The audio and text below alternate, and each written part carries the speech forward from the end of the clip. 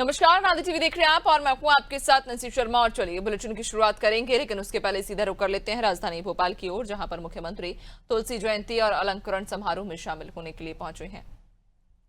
हो रहा है पद्म भूषण युक्त तुलसी पंडित राम किंकर उपाध्याय राष्ट्रीय पुरस्कार से अलंकृत किए जाएंगे पंडित परम पूज्य स्वामी गोविंद गिरि जी महाराज। तो दीप प्रज्वलन का अनुष्ठान हो रहा है। शास्त्र कहते हैं शुभम करोति कल्याणम आरोग्यम धन संपदा शत्रु बुद्धि विनाशाय दीप ज्योति नमोस्तुते। सभी तरह से शुभ और कल्याण करने वाली दीप ज्योति, आरोग्य प्रदान करने वाली दीप ज्योति, अंधकार से प्रकाश की ओर ले जाने वाली दीप ज्योति, जिसे हम प्रज्वलित करते हैं और प्रणाम करते हैं और प्रकाश की आकांक्षा करते हैं। दीप प्रज्वलन, और जैसा कि ये गोस्वामी तुलसीदास जी के जयंती पर आयोजित 2 दिवसीय समारोह है, तो तुलसी जी के चित्र पर पुष्पांजलि अर्पण भी अतिथियों के द्वारा किया जा रहा है। यह अनुष्ठान मानस भवन का ये पवित्र हॉल, जोरदार तालियां आप सबकी ओर से। आपके बीच मंच पर अत्यधिक व्यस्तता के बीच परम पूज्य स्वामी गोविंद गिरि जी महाराज का शुभागमन हुआ है। हम उनका अभिनंदन करते हैं और हम अनुरोध करते हैं आसन ग्रहण करने के लिए पूज्य दीदी मंदाकिनी जी, और इस अवसर पर श्री रघुनंदन शर्मा जी से आग्रह है मंच पर स्थान ग्रहण करें, अध्यक्ष तुलसी मानस प्रतिष्ठान। और हमारे बीच आदरणीय श्री शिवशेखर शुक्ला प्रमुख सचिव संस्कृति। हम प्रमुख सचिव महोदय से आग्रह करते हैं कि मंचासीन अतिथियों का स्वागत पुष्पगुच्छ से करें।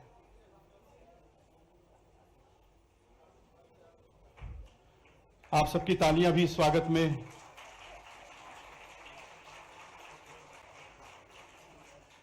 आदरणीय दीदी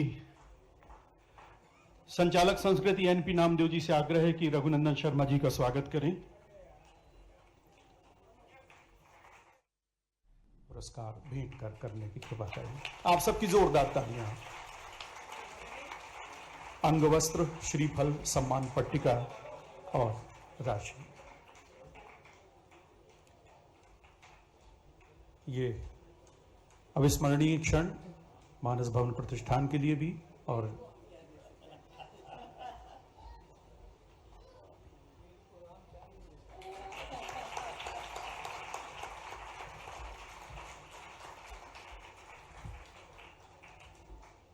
तो ये मध्य प्रदेश शासन का 2025 का पद्म भूषण युक्त तुलसी पंडित राम किंकर उपाध्याय राष्ट्रीय पुरस्कार से अलंकृत किया गया।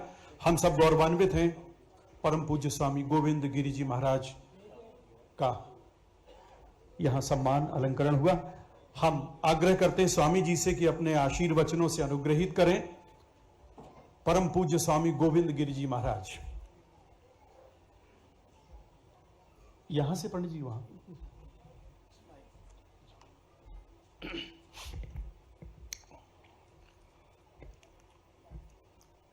वर्णानाम अर्थसंघानाम रसानां छंदसामपि मंगलानां च कर्तारौ वंदे वाणी विनायकौ।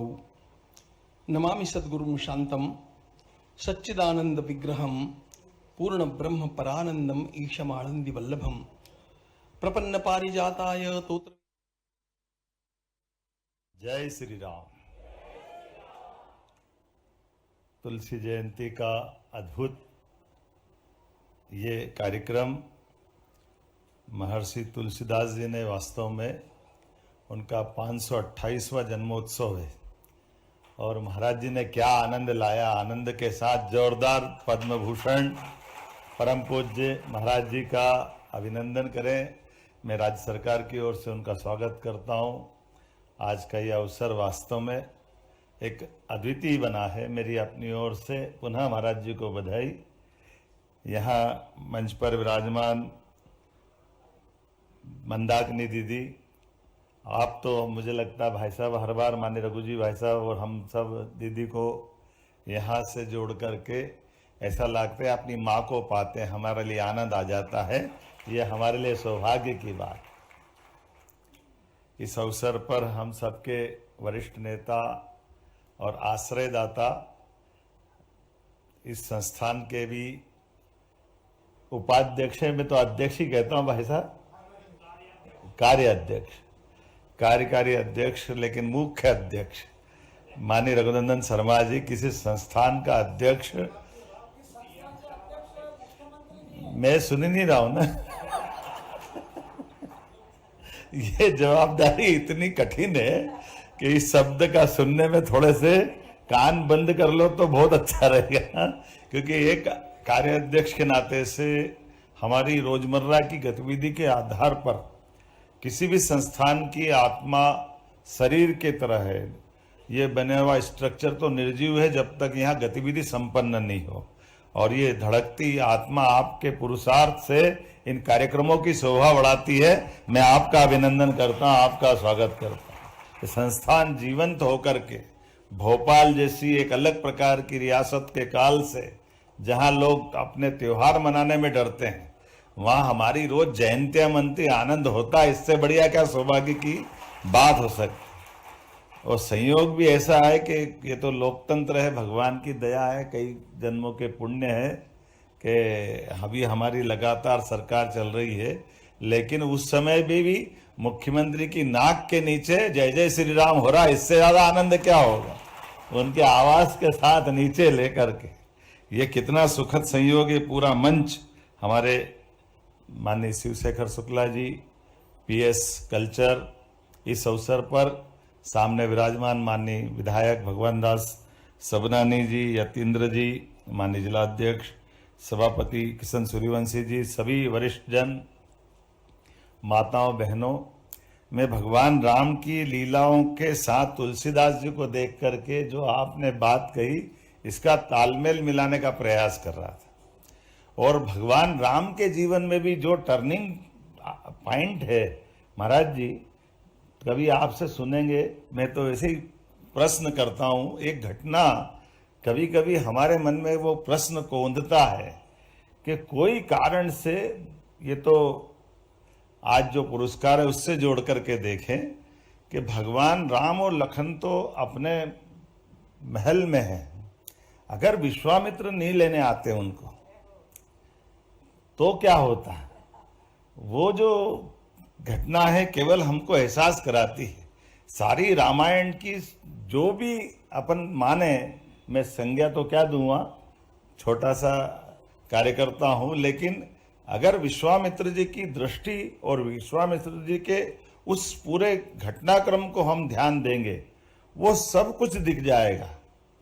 अब आप बताइए, किसी वन के अंदर कोई आतंकवादियों की घटना हो रही है, ऐसे में राजा जी से निवेदन नहीं कर रहे विश्वामित्र जी, उनके नन्हे नन्हे बालक को लेके जा रहे हैं, और वो उनके अंदर क्या देख रहे हैं। भविष्य के जो विराट स्वरूप रखने वाले भगवान राम बनते हैं, वो राम को कहाँ देख लेते हैं, वो उस हीरे को कहाँ से उनकी निगाह में आता है, कैसे कहाँ से निगाह आई उनकी, इस पे कोई अभी ज्यादा चर्चा नहीं हुई। महाराज जी कभी प्रकाश डालना, ये वास्तव में वो जो उनका टर्निंग पॉइंट है, कहाँ उनने लखनलाल और भगवान राम को देख लिया। अब कभी हम मन में सोचे कि कभी उनके मन में भी कोई बात ये होगी, तो उस घटनाक्रम से देख करके आनंद के साथ देखो कि उन्होंने सेना नहीं मांगी। महाराज दशरथ ने तो सब तरह से उनको चलाने का प्रयास किया, मैं चलूं, मेरे सेना ले चलो, मेरे बच्चों को कहाँ ले जा रहे हो, जितना हो सकता बचाव का प्रयास किया। लेकिन उनको क्या चाहिए था, आतंकवादी के बजाय राम राज्य चाहिए था उनको। ये विश्वामित्र की निगाह में उसी समय से आया, और उससे आगे बढ़ करके और अपन देखो उसी बात को कि कभी किसी के बच्चों को मांग के ले जाओ, महाराजों की शक्ति क्या होती है ये उस दिन ध्यान में आता है। राजा से उनके सुकुमारों को ले जा रहे हैं, राजकुमारों को ले जा रहे हैं, और वो राजकुमार भी किस तरह के हैं, जिनके लिए हम अलग अलग प्रकार से कितना उनका अलग प्रकार का वर्णन करते हैं। अब मैं पढ़ूंगा महाराज जी, मैं तो बालक हूं, मैंने पहले ही बोला, आप तो उसीलिए तो मैंने कहा कि हमारी उस विश्वामित्र की परंपरा का तो सम्मान आपको देने के लिए बुलाया। हमारे लिए ये तो सौभाग्य है, हमारा पुरस्कार देना सार्थक हो गया। हमारे उमड़ते घुमड़ते प्रश्नों के उत्तर आपके माध्यम से जो मिल रहे हैं, मैं तो आपसे, मैंने क्या बोला, मैं तो पहले ही प्रणाम कर रहा हूं ना। ये जो राष्ट्र चिंतन से तो हमारा सनातन चल रहा है, ये चिंतन से हमारी जो बातें हैं उसी से निकलती है कि कहाँ उनने भगवान राम और लखन में वो सब भी देखा जो सेना में नहीं दिख रहा, महाराज दशरथ के बोलने से खत्म नहीं हो रहा है। और उससे बढ़कर के मैं वो महाराज उनका संकल्प देखना चाहता हूं। महाराज मैं तो ये निवेदन कर रहा हूं कि भगवान राम को जब ले गए, कभी इस पे भी लिखना महाराज जी कि ले तो गए थे वो मारीच सुबाहु को मारने के लिए, झंझट तो उनसे ही थी, उसके आगे तो नहीं थी। अब मारने के बाद क्या होना था? वचनबद्धता थी कि जंगल का अंत, ये जंगल के आतंक को खत्म करना है और आपके बच्चे आपको देना। लेकिन अब फिर और बड़ी बात देखो, आप राजा से वचनबद्धता के बाद भी उनका और हिम्मत कैसी कि चलो वहां एक राष्ट्रीय यज्ञ हो रहा है, सीता स्वयंवर हो रहा है, तो आपके बच्चे को मैं कहीं तीसरी जगह और कहीं ले जाऊं। आज के युग से यह भी तो बड़ा संकट है। और वो बच्चे भी किसके? महाराज दशरथ के। अब विश्वामित्र ने कितनी बड़ी रिस्क ली होगी महाराज, ये मेरे समझ में नहीं आया। कितनी कठिन कहानी, छोटी मोटी बात तो नहीं है। अब बताओ, हमने तो एक लक्षण देखा ही सही उनका, वो घटना याद करो। ये तो भगवान की और उनकी विश्वामित्र का आत्मविश्वास और उनका अपना उस समय की व्यवस्थाओं पे उनका त्रिकालदर्शी स्वरूप, जो भी अच्छापन बोले कि उनने उस बात को पकड़ा कि हाँ, ये जो मैंने मन में चिंतन किया था कि भविष्य में यहाँ के शासक कैसे तैयार होना चाहिए, उनके लिए ये छोटा सा टास्क दिया, छोटा एक बड़ा उनके लिए एक पड़ाव दिया। इस पड़ाव से और बड़े पड़ाव पे ले जाओ। लेकिन कहीं रामायण में या कहीं हमने सुनने में नहीं आया कि वापस महाराज दशरथ से आज्ञा लेने आए कि अब मैं इनको उधर ले जाऊं कि नहीं ले जाऊं। ये तो कहीं मौन है इसमें। अब और उससे आगे की बात, चलो वहां पे भी इतना बड़ा पराक्रम हुआ कि माता सीता मिल गई, स्वयंवर में सबको परास्त कर दिया, उनकी धाक साख कहां से कहां पहुंच गई, महाराज भगवान श्री राम के रूप में स्थापित हो गए। लेकिन आप ये कभी गौर से देखो तो तुलसीदास जी ने उसका उल्लेख किया। अब हम तो लाइन ऑर्डर वाले लोग हैं, सरकार के साथ संकट भी तो होता है। वो लाइन ऑर्डर का प्रश्न खड़ा हो गया, धनुष तोड़ने से परशुराम जी को नाराज हो गया, तो ये जो संकट खड़ा कर लिया, आबेल मुझे बार के तो बराबर हो गया। वो तो परशुराम जी शांत हो गए, नहीं तो हो गया काम खत्म, नया संकट आ गया। तो किसी के बच्चे को कहां से कहां ले जा करके और उसके दृष्टि से, लेकिन ये भी विश्वास था कि परशुराम जी भी, उनका धनुष तो ये तो विश्वामित्र जी को मालूम ही, और वो कितना कठिन घटनाक्रम था। लेकिन उस घटनाक्रम के बाद भी आज हमें इस बात का आनंद है जो आपने बात कही महाराज जी, जो महाराज जी मानस के माध्यम से बोल गए, ये उसी से जुड़ा हुआ सिलसिला चल रहा है कि कहाँ राम राज्य और कहाँ की घटना थी। महर्षि वाल्मीकि के माध्यम से वो महाराज तुलसीदास जी में आई, और तुलसीदास जी के माध्यम से वो हमारे संस्थान में आई। ये हमारी गुरु परंपरा, ये आपकी वो मानस की परंपरा, कि इस परंपरा से जिस प्रकार से लोक कल्याणकारी एक एक बातों में राम राज्य हम जब देखना चाहते हैं, तो राम राज्य को लाने के लिए अपनी भाषा में तुलसीदास जी ने जो घर घर रामायण पहुंचाने का प्रयास किया है, मैं तुलसीदास जी को भी नमन करता हूं, उनको प्रणाम करता हूं आज के इस घटनाक्रम के कारण। तो उनने घर घर में राम बनाने का संकल्प किया, घर घर के आसपास हनुमान जी को याद करने का मौका दिया। और हनुमान जी को आप कहीं भी किसी को कुछ आए नहीं आए, आपने सही कहा कि तुलसीदास जी का वो हनुमान चालीसा अपने आप शक्ति संपन्न बना देता। वो अपने आप में ऐसा लगता कि अग्नि मिसाइल, ब्रह्मोस मिसाइल सब मिल जाती उसमें, जिसको जो चाहिए सब मिलता, कुछ नहीं बचता। और उससे आगे बढ़कर के अभी आपने राम की बात कही। अब मैं तो ये सोच ही रहा था महाराज जी कि आपको किस रूप में देखूं। आप भगवान राम के उस 500 साढ़े 500 साल के संघर्ष के बाद उस एक अद्वितीय घटना के उस ट्रस्ट के न्यासी भी बने। लेकिन उस न्यास के कोषाध्यक्ष बने। अब मैं कोष किसके पास देख रहा हूं, भगवान राम का कोष देख रहा हूं कि न्यास का कोष देख रहा हूं? ये कितनी सौभाग्य की बात, कितनी उज्जवल परंपरा है। क्या क्या देता है भगवान, जब देता तो दाता क्या कम होता है। जिसको राम मिल जाए वो कौन से कोष की बात करता है। तो जिसके कोषाध्यक्ष इतने बड़े न्यास के बन गए। और हमने ये भी देखा ये 2025 तो गजब करने वाला है, ये अपने जीवन को धन्य कर देगा। इस 25 में 24 के बाद से एक साल के अंदर मंदिर बनने के बाद क्या होता है, ये भी उदाहरण बनता है महाराज जी कि राम मंदिर बन के खड़ा होता है। राम मंदिर में आकर के ये लगभग 70 साल का एक अपना एक अलग प्रकार का घटनाक्रम है कि आजादी के तुरंत बाद हमारे लोगों को तो समझ में आ गई थी कि मोहम्मद गजनवी ने अगर सोमनाथ का मंदिर तोड़ा तो आजादी का मतलब फिर हमारे देवस्थान वापस आकाश से बात करते दिखाई देना चाहिए, वो वापस धूमधाम से पुनर्स्थापित होना चाहिए। वो दृश्य देखा था, लेकिन दुर्भाग्य के साथ तत्कालीन प्रधानमंत्री को समझ में नहीं आया।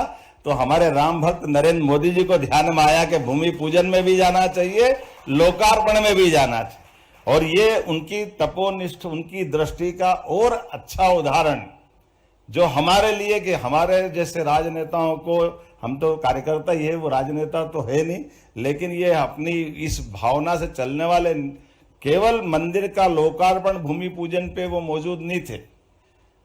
हमको कहां दिखाई दे रहे हैं, हमको दिखाई दे रहा है इसी पहलगांव के अंदर जब बहनों के सिंदूर पे हाथ लगाया तो दुश्मन को घर में घुस के मार के दिखाया। ये राम मंदिर की सार्थकता सिद्ध हुई। ये है हमारे अपने आज के दृष्टि से सच्चे अर्थों में तुलसीदास जी की या हमारे इस पुरस्कार समारोह की या हमारे बीच में ऐसे अवसरों को दिलाने की दृष्टि। और यही परमात्मा ने कहा कि ऐसी दृष्टि में हमको सृष्टि देखना है। इसीलिए आपने ये बात सही अच्छा उदाहरण दिया कि 80 साल तक जहां इस्लाम रह गया तो वहां वो अपना दोबारा किसी को पनपने नहीं देते। मुझे इस बात का आनंद है कि आज तो हमारी दो ही चुनौतियां हैं। आपने एक जिनका उल्लेख किया वो 80 नहीं 800 साल हमारे यहाँ रह गए और उनके भाई 200 साल रह गए, वो कुछ नहीं बिगाड़ पाए। ये हमारी अपनी विशेषता है, भारत की विशेषता है। कुछ बात है कि हटती मिटती नहीं हमारी, ये हमारे लिए सौभाग्य की बात। हमने इनको भी देखा, उनको भी देखा और हमने आपको देखा तो सबको देख लिया। अब और कुछ नहीं बचने वाला। ये आनंद यही बरस रहा है, इसका एहसास हमको हो रहा है। इसलिए सरकार के नाते से मैं आज के इस गौरवशाली क्षण में अपने आप को सौभाग्यशाली मानता हूं, आपका अभिनंदन करता हूं। सरकार के माध्यम से जो हमसे बन पड़ा, सरकार के बनने के साथ ही कई सारे निर्णय महाराज जी हमने किए हैं। ये इसी प्रकार के निर्णय हैं। जब मैं शिक्षा मंत्री था, मुझे गर्व है इस बात का, फिर पुनः एक बार माननीय मोदी जी का अभिनंदन करें, जिनके माध्यम से हमारी शिक्षा नीति 2020 का तीसरा जो प्रारूप आया।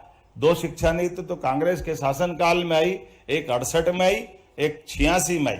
केवल 8 और 6 का अंतर है, इधर रख दो या उधर रख दो, लेकिन कुछ नहीं हुआ। सच्चे अर्थों में जो शिक्षा नीति आई तो हमने, मैं जब शिक्षा मंत्री था महाराज जी, तो हमने कहा कि भगवान आज के इस अवसर पर रामायण का वो महत्व है कि हाँ हमारे बच्चों को ग्रेजुएट भी होना है, तो हमने रामायण के माध्यम से प्रारंभ कराया हमारे यहाँ पे उच्च शिक्षा विभाग में शिक्षा नीति के आधार पर।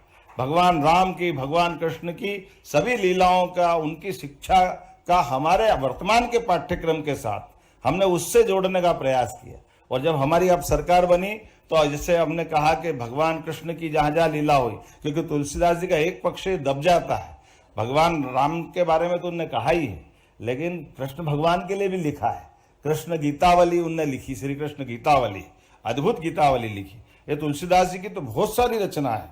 उन रचनाओं के बारे में बात करो तो वाकई में लगता है कि एक व्यक्ति क्या क्या कर सकता है, कितने प्रकार से काम कर सकता है। तो मैं मान के चलता हूँ आज उनको स्मरण करते करते, और जैसे हमारे मानस परम पूज्य राम किंकर जी महाराज के नाम पर ये जब हम पुरस्कार दे रहे हैं तो मैं कुछ बातें जरूर बताना चाह रहा हूँ कि हमने एक तरफ पूरे प्रदेश के अंदर नगरीय निकायों में गीता भवन बनाते हुए गीता भवन की रचना के लिए सरकारी आधार पर धनराशि देने का निर्णय भी किया है। और वहां उसका भाव भी है, कभी कोई हमको सीमित दायरे में देखे उसके बजाय हमने कहा ये जो टाउन हॉल बनते थे, जिस टाउन हॉल में हमारी लाइब्रेरी भी होना चाहिए, वाचनालय भी होना चाहिए, सत्संग हॉल होना चाहिए, और हाँ, हमारी बात करने में शर्म क्यों होना चाहिए। इसलिए हमने कहा इससे बढ़िया नाम क्या हो सकता है। हम जानते हैं कि भगवान कृष्ण को मारने का पराक्रम तो यूपी में किया था, लेकिन पवित्र गीता का साक्षी तो मध्य प्रदेश से, अगर वो सांदीपनी आश्रम नहीं आते तो भगवान की मुख से ये गीता का शायद दुनिया इतना इस प्रकार का ग्रंथ नहीं देख पाती। तो इसको चिर स्थायी करने के लिए हमने गीता भवन की बात भी कही। भगवान की जहां जहां लीलाएं हो रही, उस लीलाओं के स्थान को भी हमने तीर्थ बनाने का निर्णय किया है हमारे अपने प्रदेश के अंदर। और महाराज जी, आपके माध्यम से चाहेंगे, श्री राम वन गमन पथ की भी हमने योजना पे काम कर रहे हैं, लेकिन अब हमको थोड़ा भगवान कृष्ण के भी पद गमन की तरफ बढ़ना पड़ेगा। ये दोनों दो देवता ऐसे हैं जो भारत के नक्शे को सामने रखेंगे तो हम सब देखते हैं कि एक उत्तर से दक्षिण गया, एक पूरब से पश्चिम गया, राम और कृष्ण में पूरा देश समा गया, इसके बाहर कुछ होने वाला नहीं। ये हमारे लिए वर्तमान के समय में आपके मार्गदर्शन में बड़ा संकल्प आपके माध्यम से पूरा होगा। ऐसे कुछ निर्णय किए, जैसे उदाहरण के लिए मैंने गीता जयंती का अभी आपको जानकारी है कि यही वर्ल्ड रिकॉर्ड बना। जब गीता जयंती थी भोपाल के इसी पुलिस ग्राउंड के अंदर, बच्चों ने 7,000 से ज्यादा बच्चों ने अपने मुखारविंद से जब गीता का पाठ किया था, तो हमको लगा कि ऐसा वास्तव में हमारा राज्य धन्य हुआ, अपनी धरा धन्य हुई। हमने इसीलिए भोपाल की राजधानी तो जरूर है, लेकिन राजधानी को विरासत से विकास के संकल्प की तरफ ले जाते हुए, अभी हमारे राज्य के गौरवशाली पक्षों को जोड़ते हुए हमने कहा कि हमारे यहाँ 1000 साल पहले राजा भोज हुए, जिनके नाम पर भोपाल है, तो एक द्वार उनका बना रहे हैं, क्योंकि राजा भोज से हमारी सनातन संस्कृति के सभी पक्ष जुड़ते हैं। लेकिन उनसे 1000 साल पहले और विक्रमादित्य भी है, तो एक द्वार का नाम विक्रमादित्य करके उसका भी भूमि पूजन बहुत जल्दी करने वाले हैं। ये ऐसे करके कुछ कुछ करके सभी प्रकार के संकल्पों की पूर्ति करते जा रहे हैं। आज जब आपको यहाँ पुरस्कृत कर रहे हैं, आजकल तो डिजिटल का जमाना है। हमारे कार्यकारी अध्यक्ष जी जरा हमारी बिल्कुल पक्की क्लास लेते हैं। हमने आपका अभिनंदन किया, उसमें सब कुछ था, लेकिन चेक नहीं था, तो इनका चेक कहाँ गया। मैंने आजकल डिजिटल हो गया, वो नहीं दिखता। तो ये मैंने हमारे सरकार के द्वारा जो निधि है, वो निधि 2 लाख रुपए की डिजिटली रूप से आपके खाते में पहुंच गई है। वो पैसे का सवाल नहीं, वास्तव में हमारे लिए सौभाग्य की बात है। आज आप हमारे बीच में आए, आपने हमारा मार्गदर्शन किया। हम चाहेंगे परमात्मा की कृपा रहेगी, आपकी सद्भावना तो सदैव हमारे साथ जुड़ी हुई है। हम ऐसे कई सारे संकल्पों पे आगे चल रहे हैं, आपका मार्गदर्शन मिलता रहेगा। पुनः आज के इस अवसर पर कल्चर मिनिस्ट्री को भी बधाई देता हूं। बहुत बहुत धन्यवाद। जय जय श्री राम। हार्दिक आभार माननीय मुख्यमंत्री महोदय। 2 मिनट का समय और हम आपसे चाहेंगे आभार प्रकट करने के लिए। हम